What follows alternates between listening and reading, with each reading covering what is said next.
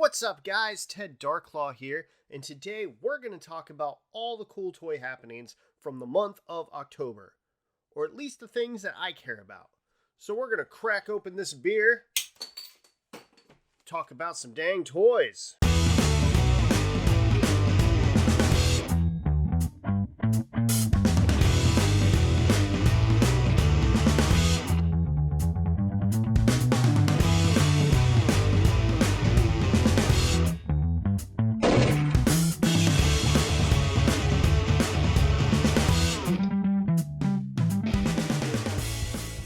Alright guys, first thing on my list today is Castle freaking Greyskull.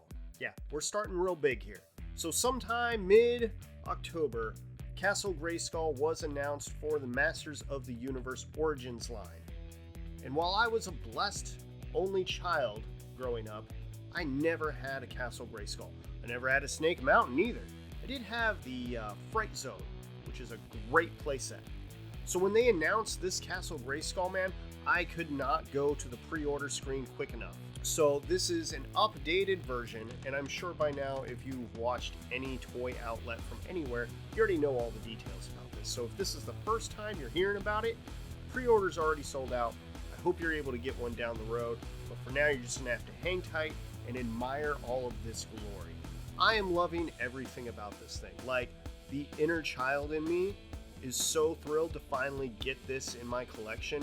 And it goes great with, the new figures. It's perfect for them. Hell, it's probably perfect for your old figures, too. Masters of the Universe Origins is going all out with the figures, with the vehicles, and now play sets involved, too. And there's so much, and for the most part, even though all this is Walmart exclusive right now, I have not had any issues finding any of the figures. Now, the Walmart exclusivity will end at the end of this year, which means like January 1st, Target and all the online retailers, they're going to be able to get their hands on this as well. They're going to re-release the whole first wave, so if you haven't been able to find anything or you're in an area where your Walmart sucks, I know the feeling. This will be your chance down the road here. And I assume that they would want to re-release the Castle Greyskull as well. I mean, you don't make something that size and then be like, okay, well, we only made 100 and now we're going to move on with life. I don't think that that's what this line is about. This line is about, yo, we're going to make so much shit that it's going to end up on clearance down the road. We don't fucking care. We want to make sure that you got your damn toys. And while we're on the subject of Masters of the Universe Origins, I got some real bummer news yesterday. Amazon sent me an email saying that they had canceled my pre-order for Scareglow. Now, I ordered this guy, I don't remember when it was. I stay up late at night, I drink a lot of beers, and sometimes I pre-order stuff that I don't need. Now, I was really looking forward to this Scareglow figure. So when he went up for pre-order, I was all over that thing. Now, I'm an old school guy here, and I'm a strong believer in the fact that when you place a pre-order, you're going to be guaranteed the item that you get. So I pre-order for two reasons. One, the item is not sold in retail stores, so I can't go to Walmart or Target or my Meijer, I know some of you don't know what a Meijer is, and get these figures. So I'll pre-order things like that. Or I pre-order something because I know I'm never going to be able to find it out in the wild. This bad lighting.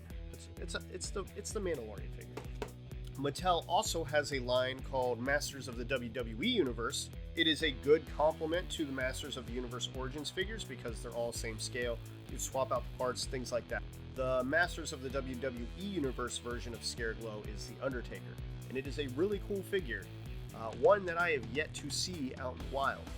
My point is, I'm afraid that with all these scalper issues from 2020, that Scareglow will actually be really hard to find. I know I just went on a rant about how Mattel is just flooding the pegs. We want to make sure that you got your damn toys. It's the coolest figure. How do you not want a Scareglow figure? How do you collect this line and be like, nah, I'm cool on Scareglow, not going that route? That's crazy, dude. It glows in the freaking dark. That's what 80s toys are all about. Next on the list, I was just talking about pre-orders. My first comment about that was Super 7. You know, Super 7 products are usually just strictly online. My mall has a brand new FYE store in it, So I went in there to check it out because, you know, I like just burning money on stupid shit. And just there on the shelf is the first wave of the Super 7 turtle line. So I was thrilled. I was like, I'm buying all of these right now. There was just a shelf full of them. There were probably about 3 or 4 cases just on the shelf ready to be taken. So I grab them. I'm looking at this Raphael. I'm looking at this Baxter Stockman. I'm looking at this Foot Soldier, and I'm like, wow, these things are amazing. Originally, I had passed on this line, you know? I'm collecting the classic turtle toys. I have NECA movie turtles. I have NECA animated turtles. I was just like, I don't have any more room in my life for more turtles. But then Super 7 had to go and release this SDCC exclusive glow-in-the-dark Baxter Stockman, and suddenly they had all my attention. So I'm at FYE, and I'm looking at these figures, and I'm like, yo, I'm just swooping all these up right now. Because you figured the markup cost, they were pre-ordered for $45, right? Probably selling it to you for $50. And in my mind, for a figure that I'll never be able to find anywhere else, that's fine, you know? It's finder's fee, in my opinion. You pay the cost for the secondary market value. So I'm thinking, cool, like $60, fine. I will gladly buy these for $60, no problem. I look at the price tag, $89.99. These guys literally doubled the price for these action figures. So now, with sales tax, I'm looking at almost $100 just to buy this Raphael figure. And I have to ask myself, is that worth it? $100 for an action figure when I already have movie turtles, NECA turtles, and the old toy line that these are based off to begin with. I mean, I can't collect the thing if I don't have a Raphael, right? Still on the fence about that. I'm not sure what you guys think about that value. Let me know down in the comments. Am I crazy for thinking $90 is too much? Are they crazy for trying to charge me $90 like I'm stupid? On the flip side, I did pre-order the Muckman from Super 7 because I love the classic Muckman figure. I'm not a huge fan of the animated stylings of the Muckman character. So the one that NECA is going to release, I assume next year, is just not the Muckman I know. This is the Muckman I know. What the? Who did that, man? The best Robot Chicken clip ever. So anyway, I picked up this Muckman, put it on pre-order. I'll get it, I guess, sometime next year. So I have officially dabbled in the Super 7 turtle line. Don't know if I'm going to dabble anymore, but it is tempting. Alright, now I got to talk about this McFarlane Kickstarter Spawn. Just announced yesterday for 2021 Toy of the Year, which I find interesting. No disrespect to the figure. The pictures that I've seen, the thing looks amazing. But I find it odd that we would nominate a figure that hasn't been released yet for Toy of the Year. Like, McFarlane has released so much other amazing stuff. Why jump the shark like that? Now, Todd did a great job promoting this. Got me on board. He got me in for 2, so I got 2 of the classic spawns. My gripe with it, which is very similar to everybody else's gripe, is there was originally an ab crunch in there of some sort. I don't know. This guy's got one, and it works pretty well. And then he removed that for this kind of like tilted look, very stylized. So it immediately already limits the posability of the figure. So people are cranky about that. And then we have the autograph thing. So he did the autographs on these nameplates, which is fine. It's cool. I was under the impression when I ordered these, because I ordered 2 classic ones for that exact reason, that the box was going to be autographed, right? It said one of these figures will be autographed, one of them will not be. So I'm like, cool. Well, now I have to get 2 classic spawns, right? Because one's going to be autographed and I can't just fucking open that. And I don't want to be torn on which figure gets open, like I could have gotten the modern spawn. But then maybe the classic spawn gets autographed, and then maybe that's the one I wanted to open, and it's just a whole thing. It's a whole ordeal of craziness in my brain. But you know what? Honestly, maybe I'm just not that good at reading. Maybe I did not understand. Maybe I missed the whole part where it's like, yo, I'm going to autograph this on a nameplate, but you're only going to get one nameplate for the 2 figures. And it's like this weird, it's like a nameplate that you would put on a desk, like Mr. Jones. Pulling it off. I'm not trying to rain on anybody's parade who is legitimately excited about it. I'm legitimately excited about it. I've been waiting for this thing all year. I thought it was going to be here this week originally, but I get it, Rona and production. I don't run a big business like that. I don't understand how hard it is to make toys or ship toys or anything like that. So it's fine, I'm a patient man. I'll wait. It's just disappointing when you're buying something and you're all in, and then halfway through, suddenly what you thought you were getting is now being changed, right? So I bought a figure with ab crunch. I bought a figure that I thought was going to be specifically autographed, not just some random nameplate that I can just chuck in the trash. Now I ask myself, if I knew this, if I could go back in time, and I knew then what I knew now, would I still buy it? Fear of missing out just it gets me. It comes down to the fact that at the end of the day, when these are released and you do have them in hand, that only X amount were made, right? X amount of these beautifully well-crafted, amazing Spawn figures, right, are out there in the world. And if you missed out on that shit, oh well. So yeah, I think just for that reason alone, just to have a nice Spawn pose right here on the desk that, only a small portion of the world has, I guess that's worth it for me. Okay, so this next topic isn't necessarily something that relates to October. It just relates to me right now, and I'm angry about it. And that's this Darth Revan lightsaber from Hasbro. So Hasbro announced this in like February, right? And I lost my shit. So I have a Darth Vader lightsaber.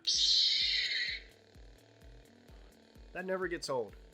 And I absolutely love it. It's one of my favorite pieces in my collection. It's probably like the number 2 thing I would save in a fire if I had to. First one's the Boglin.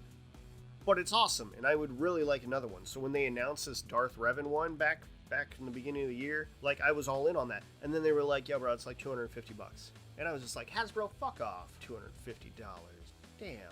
Well, now it is my birthday weekend. I guess I turn 38 on Monday. So my wife is awesome. She has started this new tradition of, on my birthday, she takes me toy hunt bar hopping. The first year that we did it was when I got the Marvel Legends vintage Pizza Spider-Man and Wolverine. 2 figures that were impossible to find anymore, and then they had just been released on the vintage card. And man, was I a happy boy. So happy. So I'm like, cool, I can just probably roll into GameStop or Barnes & Noble, and that thing will be chilling there, and we'll be good. So I've been doing some scouting this week. Can order them online. Can't get them in the store. And I'm like, okay, I'll just buy one online. I'll try to find the best price. Try to find somebody that can have it to me by Monday. And then the Walmart.com, they were like, hey man, not only will I give this to you for a decent price, but I'll have it to you in 2 fucking days. Damn, Walmart. 2 days. So I ordered it. It's supposed to come today. I noticed yesterday that it hadn't even shipped yet. And I was like, damn, Walmart, you got some balls. You got some balls to be telling me something's going to be here tomorrow. And at 9 o'clock at night, you haven't even shipped it yet. As long as it's here by Monday. Walmart sends an email today saying, yo, man, your item is delayed indefinitely. And now it's Friday, and I don't have any way to order a lightsaber from anybody else to have it here by Monday. But there is one thing that turned my frown upside down, and that was Tim Clark announcing the return of Boglins. So all month, all through October, Tim Clark has been teasing the return of full-size Boglins from the 80s. And I don't know if you were around in the 80s or you had the amazing opportunity to get your hands on one of these Boglins. But to those of us who were there, to those of us who lived through it, this is huge. I wake up every single morning and I look in the sky and I scream, God damn it. Why? We can release classic He-Man. We can release classic Turtles. We can release classic Thundercats. We can release Classic Transformers. Why the fuck can't I get a goddamn Boglin? And then, the toy gods smiled upon me. So Tim Clark just announced on the 29th that the Kickstarter for the new full-size Boglins in the box with the cage door are going to be released on Kickstarter, which is now already funded. 24 hours, that thing is funded. So you can get these original 3 for $40 a piece from the Kickstarter. Highly recommend you do it. Or if you want to get all 7 from the first wave, I think that's around $500, something like that. And I am just the happiest little boy in the world. So if you don't know what a Boglin is, or if you're just hearing about this now, man, go to the Kickstarter, find Boglins, get yourself a Boglin. I think the Kickstarter ends in like 58 days or something like that. You got plenty of time. You're not going to be charged until then. These things go for like $200 on eBay right now, the classic ones with a jacked up box. $200. Get yourself a new Boglin. Have yourself some fun. Man, I can't wait. That's all I really wanted to cover today. Again, these are things that I care about. If I didn't cover something that you care about, tell me down in the comments and let's talk about it. On a serious note, I know I've been gone from this YouTube game for a while. Not that I really had a YouTube game to begin with. However, I know there is a good chunk of you that have joined me in this channel in my absence. And there's a lot of you that have left some very nice comments, and I really appreciate that. I'm trying to dip my toe back into the pool here of YouTube. So be patient with me. It's going to take me a minute to really get the ball rolling again. But for those of you that have been by my side this whole year and a half, thank you so much. So guys, I am out of beer. And that means it's time to go. So until next time, my name's Ted Darklaw. Thank you all for watching. I will hopefully see you soon. You were in here all kinds of messed up. Fucking Walmart, while I'm fucking recording, just drops a thing down like, hey, you better buy your lightsaber before it runs out. Like, no, fucker. I put 2-day shipping on that goddamn thing, right? I put 2-day shipping. You said it would be here today. And now you're like, oh, we don't know when it'll ever come, Teddy. We don't know. And then while I'm recording, you're going to give me a push notification being like, oh, hey, this lightsaber's almost out of stock. Fucker, I already fucking ordered the thing. Give me my shit. We shouldn't drink while we do